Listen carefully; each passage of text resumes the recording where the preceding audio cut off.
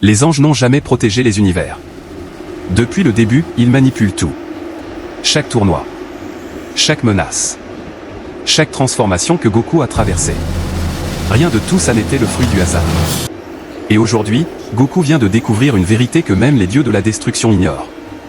Une vérité interdite. Tout commence juste après le tournoi du pouvoir. Vous vous souvenez de cette arène suspendue au-dessus du néant. Ces guerriers venus de 8 univers différents. Cette pression absolue de savoir que les perdants seraient effacés de l'existence pour toujours. Goku y a tout donné, comme toujours. Et il en est sorti vivant, victorieux, comme toujours. Mais quelque chose a changé en lui après ce tournoi. Pas juste dans sa puissance, dans sa perception. Comme si le tournoi avait servi à autre chose qu'à déterminer quel univers méritait de survivre. Comme si quelqu'un avait utilisé cet événement pour observer quelque chose, pour mesurer quelque chose, pour préparer quelque chose. Au début, Goku met ça sur le compte de la fatigue. Des transformations qu'il a traversées. De l'ultra-instinct qui continue de se déposer en lui comme une substance qui cherche encore son équilibre. Mais il y a autre chose qui le dérange. Quelque chose de bien plus concret. Oui, s'agit bizarrement. Pas de façon spectaculaire. Pas de façon que quelqu'un d'autre remarquerait. Mais Goku a passé des mois entiers à s'entraîner avec cet ange. Il connaît ses rythmes. Il connaît la façon précise dont Whis incline la tête quand il dit quelque chose qu'il croit vraiment, et la façon légèrement différente dont il le fait quand ce n'est pas tout à fait le cas. Il connaît son sourire vrai et son sourire de façade, même si les deux se ressemblent au point de tromper n'importe qui d'autre. Depuis le tournoi, quelque chose cloche. Les réponses sont floues. Les regards s'écartent une fraction de seconde trop tôt. Les sourires arrivent un moment trop tard. Rien de flagrant. Rien que Goku pourrait pointer et dire voilà, c'est ça le problème. Mais l'instinct de guerrier qu'il a gardé en vie contre des adversaires qui auraient dû le tuer 100 fois, ce même instinct lui dit que quelque chose ne va pas. Comme si Whis cachait quelque chose. Goku essaie d'en parler directement parce que c'est Goku et que tourner autour d'un problème n'est tout simplement pas dans sa nature. Il pose la question avec cette sincérité totale qui a toujours été sa marque. Il demande à Whis si tout va bien. Il demande si quelque chose s'est passé pendant le tournoi qu'il n'aurait pas dû voir. Il demande ce que Whis lui cache. Et Whis sourit. Ce sourire parfait et patient. Et il répond que Goku s'imagine des choses, que l'entraînement intense produit parfois des états de perception altérés, et qu'il devrait se concentrer sur sa progression plutôt que sur des impressions vagues. La réponse est parfaite. Trop parfaite. Construite exactement pour fermer la conversation sans laisser la moindre prise. Et c'est précisément pour ça que Goku sait qu'il a raison de s'inquiéter. Une nuit, il décide de suivre Whis. Sans le dire à personne. Sans qui apparent. Avec cette maîtrise qu'il a développée contre des adversaires capables de détecter la moindre fuite d'énergie. Il suilange dans l'obscurité des espaces entre les dimensions, dans des couloirs que même Beerus n'a jamais empruntés, vers quelque chose qui n'a pas de coordonnées dans les espaces qu'il connaît. Un lieu caché. Hors des univers. Hors de tout ce qu'il pensait connaître de la structure de la création. Et en arrivant, Goku comprend immédiatement que cet endroit n'est pas censé être atteint par un mortel. Même divinisé. Même avec l'ultra-instinct. Quelque chose dans la texture de cet espace dit clairement que la présence d'un être comme lui ici est une violation de quelque chose de fondamental. Pourtant il est là. Et pourtant, il les voit. Les anges. Réunis. Tous. Dans une formation solennelle que Goku n'a jamais vue. Leur sceptre posé devant eux. Leur visage portant une expression qu'il n'a vue sur aucun d'eux dans aucune circonstance ordinaire. Du sérieux absolu. La gravité de gens qui prennent une décision importante sans témoin. Et il parle de lui. Goku ne bouge pas. Il retient sa signature au minimum absolu. Et il écoute. Il comprend des fragments. Pas tout. Mais certaines choses sont dites avec une clarté qui ne laisse aucune place à l'interprétation.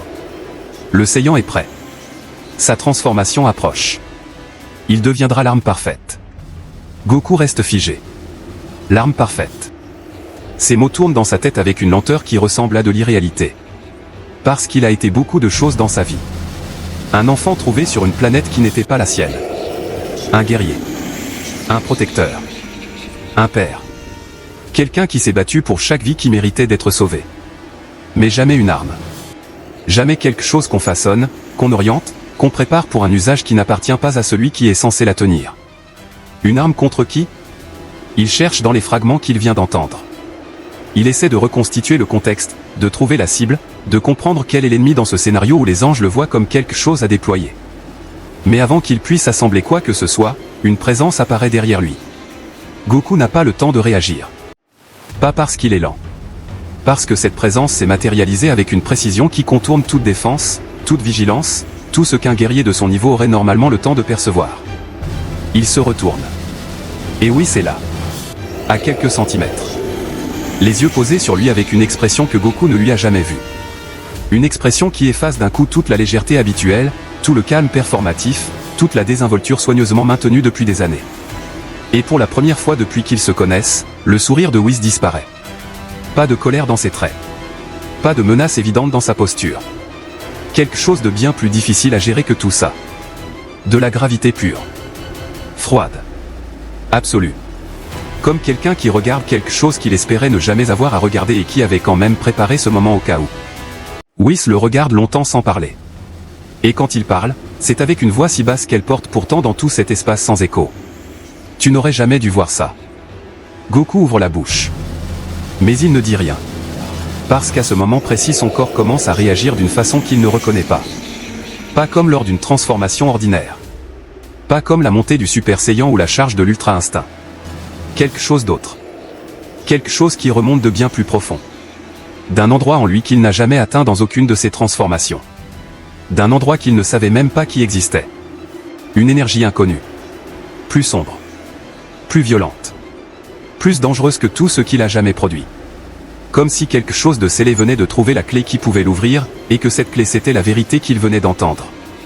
La vérité qu'on lui avait cachée et qui, en remontant à la surface, avait déclenché quelque chose d'irréversible. Whis ne recule pas. Il regarde cette énergie avec l'attention d'un être qui observe quelque chose qu'il attendait depuis très, très longtemps. Et c'est ça le plus effrayant de toute cette scène. Goku regarde autour de lui. Vers les autres anges qui observaient depuis le début. Et il comprend quelque chose qui lui fait l'effet d'un coup reçu en pleine poitrine. Les anges ne sont pas surpris. Au contraire. Ils sourient. Tous. En même temps. Avec ce sourire qui ne ressemble à aucun sourire ordinaire. Pas de la joie. Pas de la satisfaction. Quelque chose d'accompli. Quelque chose d'attendu depuis longtemps. Quelque chose de prévu. Et Whis, les yeux toujours posés sur Goku, dit les mots qui vont rester gravés dans sa mémoire. La transformation interdite a commencé. Mais voilà la vraie question. Celle qui change tout. Celle à laquelle cette vidéo ne peut pas encore répondre parce que la réponse mérite son propre épisode. Goku est-il encore lui-même en ce moment? Ou est-il en train de devenir exactement ce que les anges attendaient depuis toujours? La partie 2 arrive.